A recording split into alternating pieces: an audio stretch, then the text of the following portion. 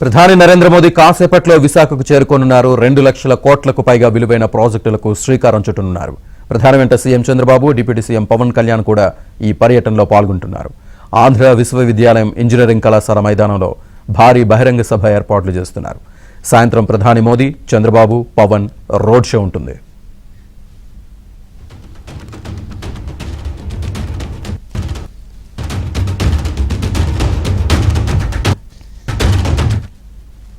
ప్రధాని మోదీ విశాఖ పర్యటనకు సంబంధించి పూర్తి డీటెయిల్స్ మా కరెస్పాండెంట్ రామకృష్ణ లైవ్లో అందిస్తారు. రామకృష్ణ. శ్రీనివాస్, మరి కాసేపట్లో భారత ప్రధాని నరేంద్ర మోదీ విశాఖకు రానున్నారు. ప్రధాన పర్యటనకు సంబంధించి కూడా అన్ని ఏర్పాట్లు కూడా పూర్తయ్యాయి. మనం చూడొచ్చు, ప్రస్తుతం విశాఖపట్నంలోని సిరిపురం జంక్షన్ దగ్గర ఉన్నాం. ఇక్కడ నుంచే ఎయిర్పోర్ట్ నుంచి ప్రధాని నరేంద్ర మోదీ రోడ్డు మార్గం ద్వారా తర్వాత తాడిచెట్లపాలెం జంక్షన్, ఆ తర్వాత ఫ్లైఓవర్, తెలుగు తల్లి ఫ్లైఓవర్ నుంచి ఇలా వస్తారు. మనకి విజువల్లో కూడా కనిపిస్తుంది. ప్రధాని మోదీ ఈ మార్గం ద్వారా, రోడ్డు మార్గం ద్వారా వస్తారు. ఇక్కడి నుంచి కూడా అంటే సిరిపురం దత్త ఐలాండ్ అన్నమాట, ఇక్కడ నుంచి కూడాను రోడ్ షో ప్రారంభమవుతుంది. రోడ్ షోలో కూడా ప్రజలు భారీ సంఖ్యలో పాల్గొనడానికి ఇప్పటికే ఇక్కడికి చేరుకున్నారు. విశాఖపట్నం నుంచే కాకుండా వివిధ ప్రాంతాల నుంచి కూడాను చాలామంది ఈ రోడ్ షోలో పాల్గొనడానికి వచ్చారు. సుమారు 1,00,000 వరకు కూడా రోడ్ షోలో పాల్గొంటారని కూడాను ఇక్కడ కూటమి నేతలు చెప్తున్నారు. మొత్తమే చూస్తుంటే రోడ్డుకి ఇరువైపులా కూడాను భారత ప్రధానిని చూడాలని కాంక్షతో చాలా మంది విశాఖ నగరవాసులు అలాగే చాలా మంది ఉన్నారు. మనం చూడొచ్చు, ఎక్కడైతే ప్రధాని మోదీ రోడ్ షో చేస్తారో అక్కడ అంతాను ఫ్లెక్సీలు అలాగే మొత్తం అన్ని ఏర్పాటు చేశారు కూటమి నేతలు ఫోటోలతో కూడా. ఈ రోడ్ షోలోని ప్రధాని మోదీతో పాటు ముఖ్యమంత్రి చంద్రబాబు నాయుడు అలాగే పవన్ కళ్యాణ్ కూడాను ఈ రోడ్ షోలో పాల్గొంటారు. అనంతరం ఇక్కడి నుంచి బయలుదేరి అత్యంత సమీపంలోనే ఉన్న ఇక్కడ ఏయూ ఇంజనీరింగ్ కాలేజ్ గ్రౌండ్స్లోని అక్కడ భారీ బహిరంగ సభ ఉంటుంది.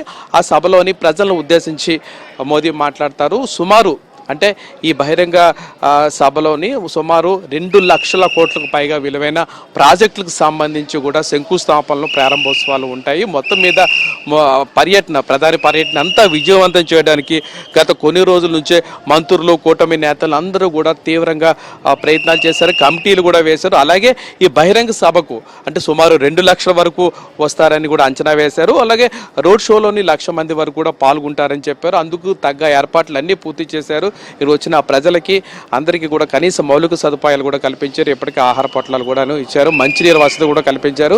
ఉదయం నుంచి కూడా విశాఖపట్నం నుంచే కాకుండా చుట్టుపక్కల జిల్లాల నుంచి అంటే ఉత్తరాంధ్ర నుంచి ఎక్కువగా మంది తమ తమ వాహనాల్లోనూ వచ్చారు. ఈ సభని ఎలాగైనా విజయవంతం చేసి చరిత్రలో నిలిచిపోయే విధంగా కూడాను ఉండాలని విధంగా కూటమి నేతలు చాలా కసరత్తు చేశారు. మరి కాసేపట్లోనే ఇక్కడికి రానున్నారు మోదీ. ఇక్కడ నుంచే రోడ్ షో ప్రారంభమవుతుంది. అలాగే ప్రజలను కూడా అభివాదం చేస్తారు. అందుకు తగ్గ ఏర్పాట్లు కూడా చేశారు. అంటే ఎటువంటి అవాంఛనీయ సంఘటనలు జరగకుండా ఉండేందుకు కూడాను కట్టుదిట్టమైన భద్రతా ఏర్పాట్లు పోలీసులు చేశారు. సుమారు 5,000 మంది పోలీసు సిబ్బందిని కూడాను ఇక్కడ విధులకు హాజరయ్యేలా చూశారు. అంతేకాకుండా 35 మంది ఐపీఎస్ల పర్యవేక్షణలోని మొత్తం ప్రధాని భద్రతా ఏర్పాట్లు చేస్తున్నారు. అందరినీ క్షుణ్ణంగా తనిఖీ చేసిన అనంతరమే ఈ రోడ్ షోలో ప్రజలకి లోపలికి అనుమతిస్తున్నారు. ఎవరైనా అనుమానితులను కానీ ఎవరైనా ఉంటే వారందరినీ కూడా ప్రశ్నిస్తున్నారు, అన్నీ చేస్తున్నారు. అలాగే ఇటు పోలీసు కూడాను అన్ని భద్రతా ఏర్పాట్లు చేశారు. ముఖ్యంగా ప్రధాని రోడ్ షో సమయంలో కానీ బహిరంగ సభ సమయంలో కానీ ఎక్కడ డ్రోన్లు ఎట్టి పరిస్థితుల్లో కూడా ఎగరవేయకూడదని ఆజ్ఞలు కూడా జారీ చేస్తున్నారు. ఎవరైనా వీటిని ఉల్లంఘిస్తే కఠిన చర్యలు తీసుకుంటామని చెప్పారు. మొత్తమే చూస్తుంటే విశాఖ పర్యటన అంతా విజయవంతం చేయడానికి కూటమి నేతలు సిద్ధమయ్యారు. మరి కాసేపట్లోనే వస్తున్నారు. ఇప్పటికే ఎయిర్పోర్ట్కి చంద్రబాబు నాయుడు అలాగే పవన్ కళ్యాణ్ కూడాను చేరుకున్నారు. ప్రధాని ఘన స్వాగతం కూడా పలుకుతారు. మనం చూడొచ్చు, ఇప్పుడు హడావిడి కూడా స్టార్ట్ అయిపోతుంది. చాలామంది ఈ విజువల్లో కూడాను ప్రధాని మోదీని చూడడానికి చాలామంది కూడాను ముఖ్యంగా మహిళలు సుదీర్ఘ ప్రాంతాల నుంచి వస్తున్నారు. వచ్చి ప్రధాని సందేశాన్ని వినడానికి కూడాను చాలా ఆసక్తి కనిపిస్తున్నారు. ఎందుకంటే ఈ బహిరంగ సభ వేదిక ద్వారా మోదీ విశాఖకు ఎటువంటి ప్రయోజనాలు కలిగిస్తారు, ఎటువంటి ప్రాజెక్టులు వస్తాయి అనేది ఆసక్తిగా గమనిస్తున్నారు. అలాగే ముఖ్యమైనది విశాఖ స్టీల్ ప్లాంట్ సమస్య కూడా ఉంది. దాని మీద కూడా మంచి సానుకూలమైన ప్రకటన వస్తుందని కూడా ఆశిస్తున్నారు. చాలా మంది కూడా ఇక్కడ కొంతమంది పోలీసులు కూడా ఉన్నారు. ఎవరైనా నిబంధనలు కానీ ఏమైనా ఉల్లంఘిస్తుంటుంటే వారు దగ్గర ఉండి అని చెప్తున్నారు. మొత్తం ఇది రోడ్డు అంతా క్లియర్ చేశారు. ఎక్కడ ఎవరు కూడాను సడన్ గా రావడం కానీ ఎటువంటి చర్యలు రాకుండా రోప్ పార్టీలు కూడా ఏర్పాటు చేశారు. ఎక్కడ పడితే అక్కడ కూడా ప్రజల్ని కూడాను చక్కగా షోలో అయితే పాల్గొనే విధంగా అన్ని చర్యలు తీసుకుంటే సుదూర ప్రాంతాల నుంచి మహిళలు కూడా వచ్చారు. వాళ్ళందరూ రోడ్ షోలో పాల్గొంటారు. అనంతరం కూడా అక్కడికి ఏయూ ఇంజనీరింగ్ కాలేజ్ గ్రౌండ్స్ లో జరిగే బహిరంగ సభకు కూడా వస్తారు. ఈ వేదిక నుంచే కూడాను ప్రధాని మోదీ సుమారు 2 లక్షల కోట్లకు పైగా ప్రాజెక్టులకు సంబంధించిన శంకుస్థాపన కార్యక్రమాలు చేస్తారు. అంతేకాకుండా ముఖ్యంగా చెప్పాలంటే విభజన హామీలో ప్రధానమైనది విశాఖ రైల్వే జోన్. విశాఖ కేంద్రంగా రైల్వే జోన్కి కార్యాలయానికి కూడాను శంకుస్థాపన కార్యక్రమం దీంట్లో ఉంది.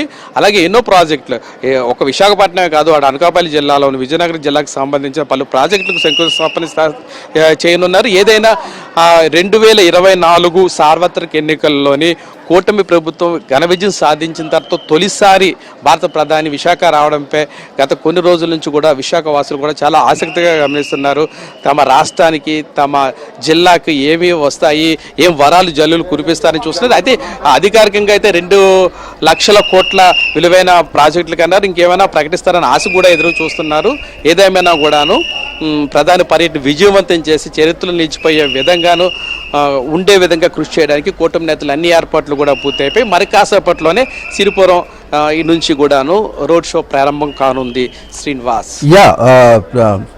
ప్రధాని నరేంద్ర మోదీ ఆల్రెడీ ఎయిర్పోర్ట్లో దిగినట్టుగా చెప్తున్నారు. సో ఎయిర్పోర్ట్ నుంచి రోడ్డు మార్గం ద్వారా సిరిపురం కూడలు రావడానికి ఎంత టైం పడుతుంది? అలాగే సిరిపురం కూడల నుంచి ఏదైతే వెంకటాద్రి వంటల్లి నుంచి ఏ ఇంజనీరింగ్ కళాశాలకు వెళ్ళడానికి ఎంత టైం పట్టే అవకాశం ఉంది?